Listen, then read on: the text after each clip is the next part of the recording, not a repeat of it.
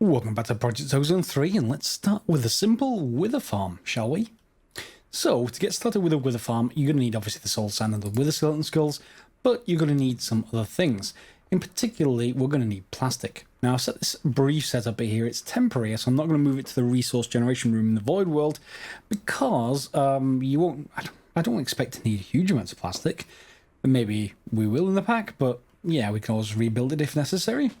So how this works is a tree fluid extractor has a set of blades on one side. In this case, it's pointed towards this block here. On this side, I've got a block placer with the wooden side facing that way and the stone side facing this way. And that's got a redstone clock on it. And every so often, that tries to place a block here or here, but this is blocked. So it tries to place an oak wood block. You don't need this if you don't want to. It takes it quite a while to get through a single oak wood. And you can just place another one there manually if you want to, but yeah, I like to have things automated, so why not? On top of that is a latex processing unit. So what's essentially happening is the tree fluid extractor is extracting latex from this oak wood. Don't question it, latex comes out of here just fine.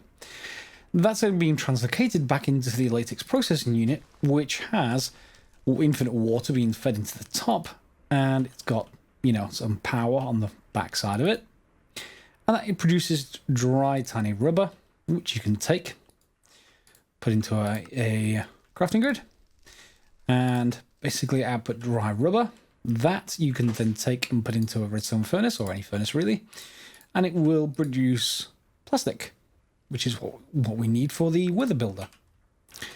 So, let's put that away, and that away. So with the builder then, have I got everything I need for that? Ooh, nearly. One steel casing. There we go. A wither builder. Base area 3x2 width by height.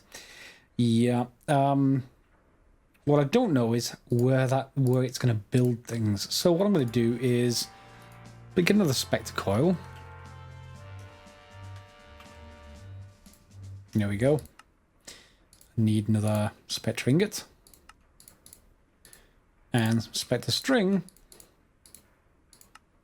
There's a spectre coil. So I'm not going to feed it the wither skeleton skulls, but I want to see where it puts the sand, ideally. So if I put this down here, and if I attach, is it going to be on top? That'd be interesting if so. Not too sure about the top. As long as it's blast resistant, that'll be okay, but yeah, we'll see. Let's put you in. Fits into the right slots. And then let's attach some energy. Okay. Fine. That's actually fine because it skips a block and then it builds it on top. And it doesn't much matter which way it goes at that point. Good. I like it. Which means I can put this underneath our platform and the wither should be spawned on top of it. So why don't we go and have a look at our platform? Appreciate it's probably going to get dark now, but I've got some lights out there, so hopefully everything should be nice and visible. So I want to make those dark iron bars so you can see them coming up. And our platform that we previously used manually, we're now going to be using automatically. Okay, so I have got my loot thing down here, but it shouldn't matter. No, it shouldn't matter. I can put it here. That'll work. So with a builder, and if I just give it some power again, and then 1, 2, 3, 4. Yeah, that's fine. It's still within the boundaries. And if we just there we go, one wither. It's in its kill box. It doesn't actually have to fall now because the wither builder just works below. So I don't need to really build it all this tall. And you'll find out in a second that that mob grinder kills it pretty much instantly. Below then, we've got an absorption hopper. And I've got offsets. If we show the area, that offset is shown really to basically capture anything in that cage will be done. Normally, if you don't put the offset in because it's down here, it'll be half above, half below, and might be offset one way direction or something. But in this case, it's going to work just fine. Okay, so well, this is a bit dodgy because this wither builder can actually spawn things quite fast. So if I put in this, anything that we pipe in will immediately build a wither. So I've got to consider what I actually do down here. Down you go. I think I'm going to feed in a few manually, because we're going to get nether stars automatically from a certain point. What I actually want to do is get a few automatically done and fed in with... Well, can we just connect it to either side? We could just connect it to either side. 1 second. This might get a little bit spammy, but hey, why not? Will you automatically input? Yep, you will. And there's with a 2, with a 3, with a 4, with a with a 5, with a 6. They're all going to start exploding and dying sequentially, probably about 2 seconds apart, if I remember rightly. They need that long, at least, or at least the industrial foregoing machine needs that long to be able to spawn them each time. Please don't push them out of the cage. Okay, and that will proceed until they actually run out of ingredients now. So we can, actually it has run out of skulls, it looks like. Oh no. Oh no, they've broken out. Oh, that's not good. Running away. Bye-bye. Bye-bye now. And although that was sort of disastrous, it just sort of shows you those explosions and rapid spawning withers. It has a few issues, so I think I may need to double wall this thing, either with these bars or potentially with that refined obsidian stuff that is hideously expensive. However, it's actually not much of a problem because I shouldn't need the wither for the nether stars anymore. You'll see those bars still on screen. What happens when you spawn a wither out on a platform like that? Eventually they go and they just go down and down and down, and they hit the void area. The void area in this mod pack is sort of a portal to the nether, but they just sort of die down there. So I don't need to worry about them too much. They should despawn quite just fine. However, we should have now got enough withering souls in that mass spawn of withers to be able to make the nether star crux, which will let us make nether stars without withers, which is good. So let's just see, withering souls. Yep, 5 of them. Good. So that means we can probably make 2 cruxes if we need to. I would prefer 3, so I could probably spawn another nether star or so. Yep, we're going to need a block of diamond. Just a regular block of diamond or 2.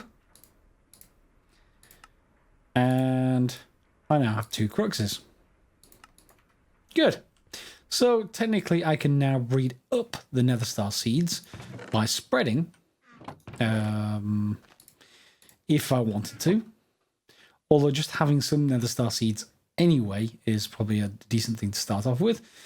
So if I just get rid of that block and that block, so the quartz seeds, fluic seeds, yeah, forget which one I actually upgraded. I upgraded one of these already. I think it was just the diamond seeds, so I think I can take any of them.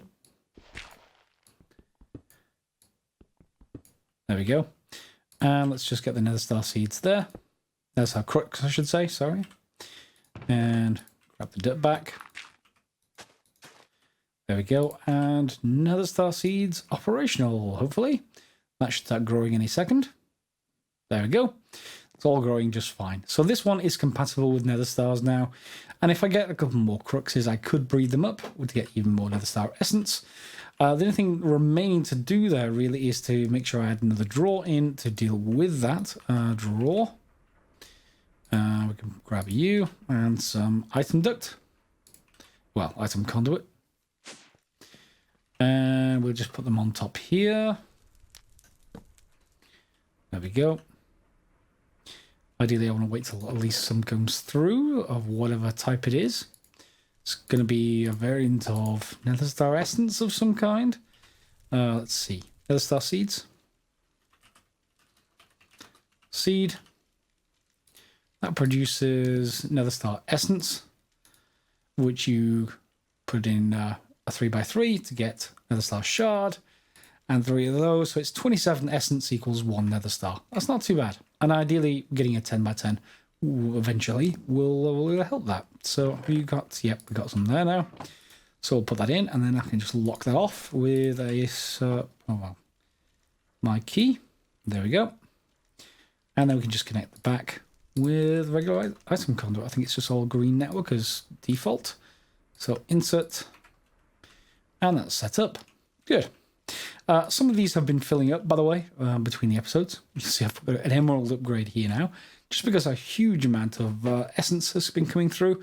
And obviously nothing of inferium, because it's all going into the crafter, which is nicely crafting up insanium essence. So a lot of other crops that we can make. Let's just take a look at insanium.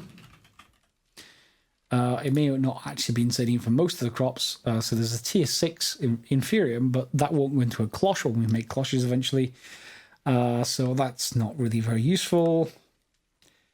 Dragon egg seeds is probably useful, and we can probably make that. Dragon scale. And that needs a dragon crux, but remember we got one of those from a quest reward, so I don't need to craft it. And we just need dragon scales. And they'll produce dragon egg essence, which produces dragon egg chunks, which produces dragon eggs.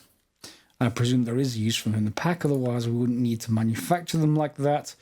It's certainly an upgrade for solar panel 8 to get us 32k per tick. And Draconic Evolution Celestial Manipulator. Chaotic Tears. Is that just for creating the chaotic injectors? Doesn't show an item in the middle. It's not showing any items in the middle in those. But yeah, it is needed for some of the Draconic Flux capacitors. So yeah, we should probably think about getting those as well. But I'll leave that off camera because we've already done the Nether Star. It's exactly the same. And probably we'll move them into their own dedicated farms rather than just this sort of agglomerated farm. Once we get to the, let's see, how far we are off the imaginary time block and various other different things. So we've got Nether Stars now, good. Cubic clusters, that looks relatively craftable. Gold casing, that also looks craftable. These qubits were annoying if I remember rightly, but it's sort of something you want to auto-craft because it's just annoying to actually make them. So we'll wait until we get to auto-crafting with AE2.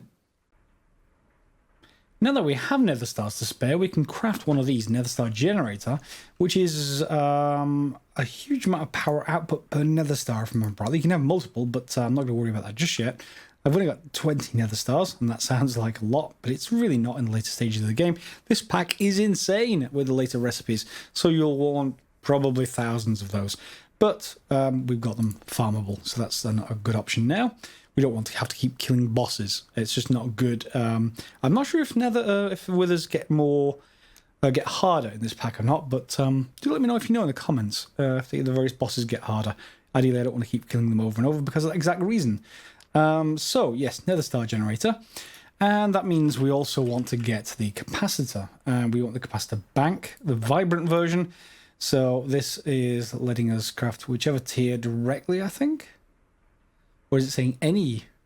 No, Arctanic. It has to be Arctanic. So vibrant.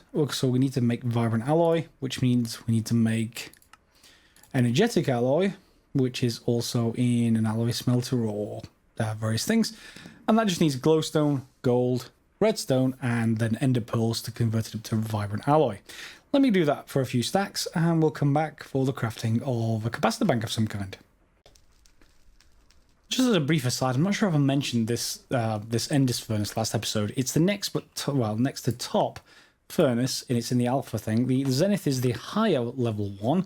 However, the Zenith one can't be sped up. Oh, mind you, it does do one thing every tick, so it doesn't really need speeding up. So you can see there the speed upgrade. It also has the efficiency upgrade, the ore processing upgrade. Just in case I haven't mentioned it, it basically processes stuff from this first storage drawer controller and puts it into this second storage drawer controller, which has a storage bus, which then connects to the AE system. So it's a neat way of, I mean, there's not much I can actually put in at the moment because I've already got a small filter. I need like a Z-Logic controller to get an advanced filter, and we can deal with that later. But for now, all the common metals just end up being auto-processed, which is good for me. course, I need that gold for that vibrant alloy, so I will just grab a couple of stacks there and some ender pearls, and I'll craft the rest off camera. The other thing I did was also craft this dragon egg mill. It basically provides 500 GP and means I don't need to worry about accidentally falling because of running out of GP. So yeah, it is very, very useful when you want to speed up the rest of your base. And of course you can craft multiple of them. We got 2 dragon eggs if you remember, but we can also, with those dragon egg seeds, create more dragon eggs, which means if you want to, more dragon egg mills. But that's sort of up to you as well. At least one is a good idea. You don't really need these water mills anymore once you've got this going. It's pretty cool. And just to complete the quest line, I thought, well, let's go ahead and grab these upgrade modules. Let's just take this out for a second. And let's actually upgrade it to the Zenith Furnace, which needs a Nether Star, but we've got those now. Hopefully this can go straight back in. There we go. And the speed upgrade won't go in there, but the doubling will. And everything should work as before, except that it should be much faster. So if I just take, let's say, one of these gold chunks, and let's put it in here. Oh, actually, Elorium, actually. Whoops. No wonder no wonder that didn't get automatically processed. Do you have any? I've got some zinc in there that I don't really automatically filter in at the moment. So let's just try this. Yup. In fact, it's slowed down by the fact that its output is not sped up with a speed upgrade. So it's sort of constrained by our item conduit at the moment. So we can probably just make sure that doesn't happen with a speed upgrade. There it is. Extract speed upgrade. Needs electrical steel. And I think you've got like a limit of about 16 of these or something along those lines. So let's just make 16. And we can use that. 7. I need to make more electrical steel, clearly. However, this should help a little bit. There we go. So if I grab another stack of, let's say, osmium, it's still constrained. Yeah, but it's much faster. It did actually get through most of the stack. So yeah, those Zenith furnaces are very, very powerful. And once you get them hooked up to AE2, you can have them do things on demand. They're just fast enough for that to actually happen. Okay, so we're pretty much ready. I'm only able to craft 1 vibrant capacitor bank. It takes an awful lot of materials to craft. Even with a few stacks of the vibrant alloy stuff, it's mainly the capacitors. Crafting the capacitors takes up quite a lot. So we're just going to send them out here for now. There seems to be a nice area away from the rest of our base. That's the most important part about this. And I'm going to put down a basic drawer here. And let's just put a temporary block behind it. There we go. And on top of that, I'm going to put the vibrant capacitor bank, at least the first one. This will grow much further than this.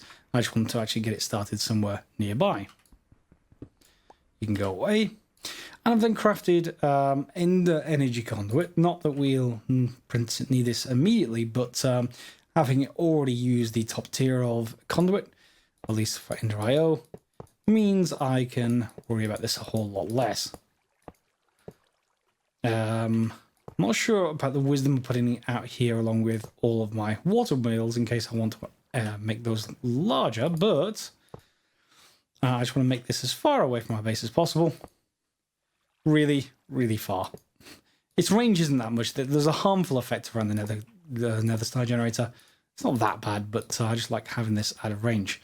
In fact, let's just use all these. One more. Okay. So another star generator can go right about here.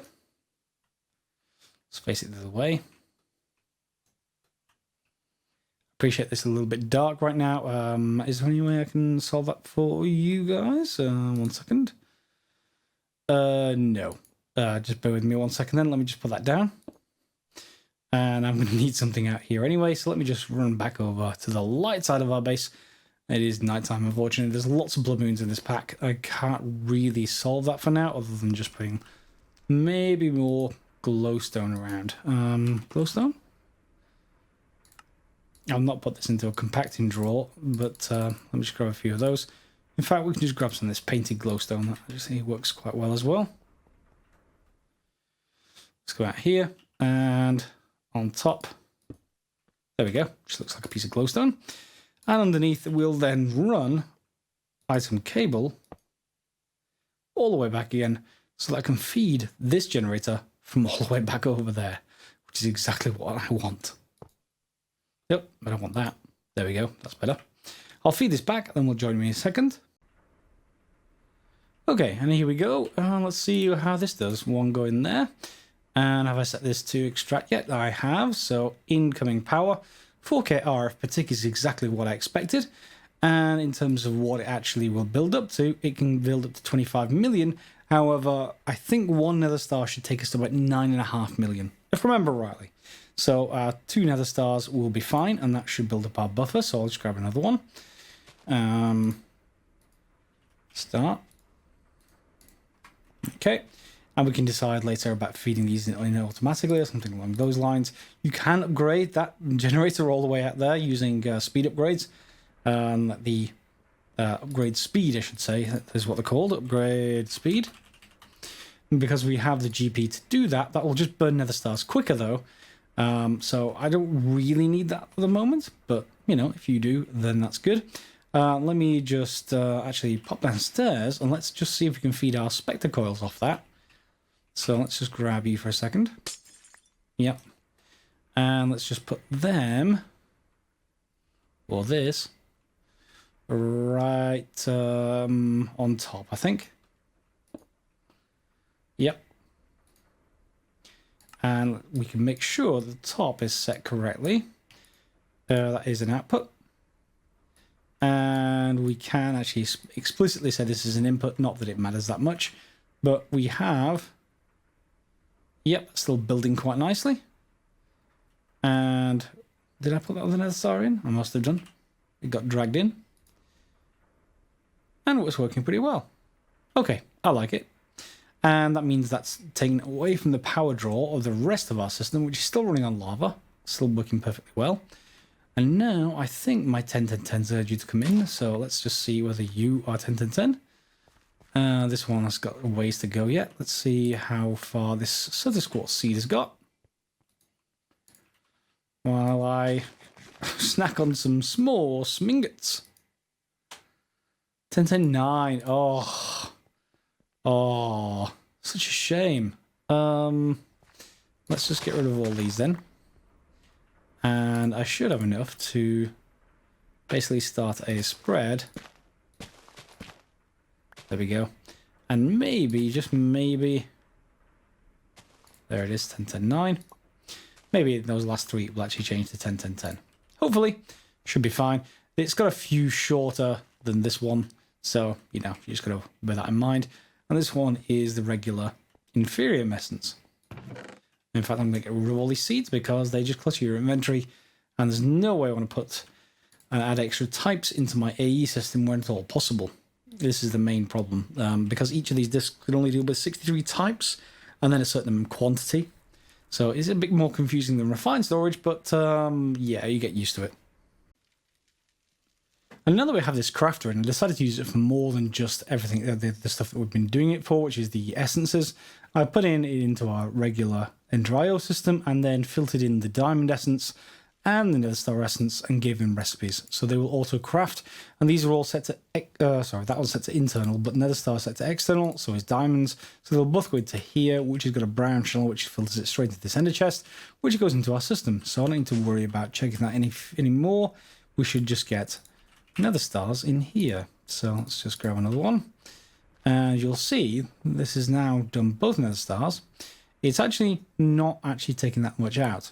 That's being sent out by a spectre coil, but that spectre coil is relatively efficient because it's only connected to that farmer and the blaze farm at the very bottom and the wither farm, because they're both connected to mob grinders. So we don't need to worry about that just yet, but I have that available to keep an eye on. And we can also make sure it's topped up just by inserting another star. And maybe we'll consider later to say, We can put a power monitor on into it and then put stuff into this box or whatever we actually want to do to feed in another star whenever this gets low. But I'll leave that to another episode. We'll come back on that one. That's pretty good. And you can almost see, I'm not sure if you can actually see, maybe you can just about see, depending on your resolution that you're watching this at, you can see that nasty effect around the nether star generator. It's perfectly fine out there when there's no nether star in it. It's just a little bit withering, shall we say, any other time. And just to close up, there is one way of actually avoiding that withering effect, even from wither fights or, from your generators, and that is withering rose. Let's just take a look at the recipe. That's most of it there. Just some fertile essence, some nether stars. However, it needs a rose bush, and that either needs Botania, which I don't have, or just to find it out on the ground. And I looked. I looked in Landia, I looked in the hunting dimension, I looked all over the place in the Twilight Forest, could not find it anywhere. So if you find one, feel free to craft one once you've got 4 nether stars. But for me, I will have to just avoid the effect. And I think that's pretty much it for today's episode. We've got automatic wither killing. We've got, we've got a much improved sort of form of power right over there. And we can then link that to our Spectre network, which it already is. And then we've got Dragon Egg Mills. We've got 10, 10, 10, various things, but not yet nether star seeds. Be nice to get those and then to reproduce them. Is this actually got anything in here? Has it reproduced? Or do I need to craft them again? Yeah, haven't seen any of those reproduce themselves just yet, but that's fine if not. Is this 10, 10, 10 now? Please be 10 to 10. Let's just go and check. And that will close off the episode, I think.